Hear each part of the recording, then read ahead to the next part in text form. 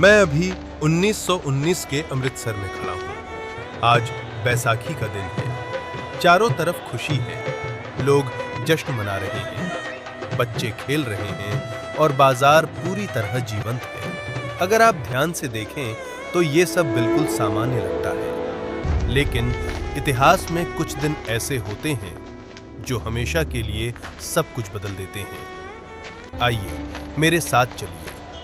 ये जगह है जलियांवाला बाग। चारों तरफ ऊंची दीवारें और बाहर निकलने का सिर्फ एक संकरा रास्ता।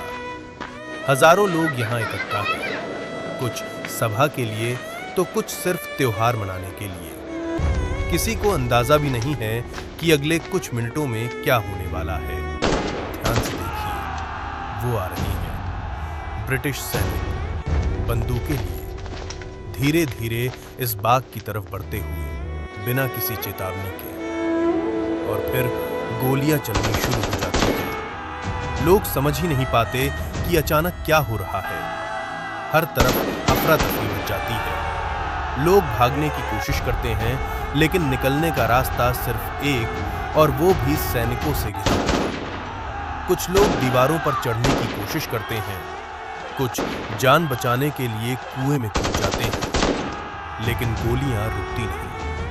कुछ ही मिनटों में ये जगह, जहां अभी कुछ देर पहले हंसी गूंज रही थी, एक खामोश मैदान बन जाती है। सैकड़ों लोग यहीं गिर जाते हैं और इतिहास खून से लिख दिया जाता है।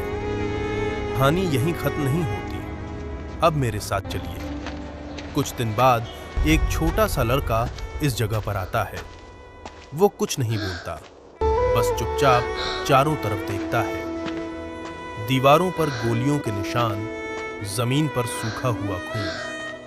वो झुकता है और अपने हाथ में थोड़ी सी मिट्टी उठाता है। उस मिट्टी में अब भी खून मिला हुआ है। उसकी आंखों में डर नहीं, बल्कि गुस्सा है, दर्द है, और उसी पल एक संकल्प जन लेता है। ये लड़का कोई और नहीं, भगत सिंह है। उस दिन उसने सिर्फ एक घटना नहीं देखी, उसने महसूस किया कि गुलामी कितनी दर्दनाक होती है। और उसी दिन उसने ठान लिया कि वो इस देश को आजाद करके रहेगा, चाहे इसकी कीमत उसकी अपनी जिंदगी ही क्यों ना हो। जलियांवाला बाग सिर्फ एक घटना नहीं थी, ये एक चिंगारी थी जिसने पूरे देश में क्रांति की आग जला दी। और उस आग से ऐसे क्रांतिकारी पैदा हुए जिन्होंने अपनी जान देकर हमें आजादी दिलाई।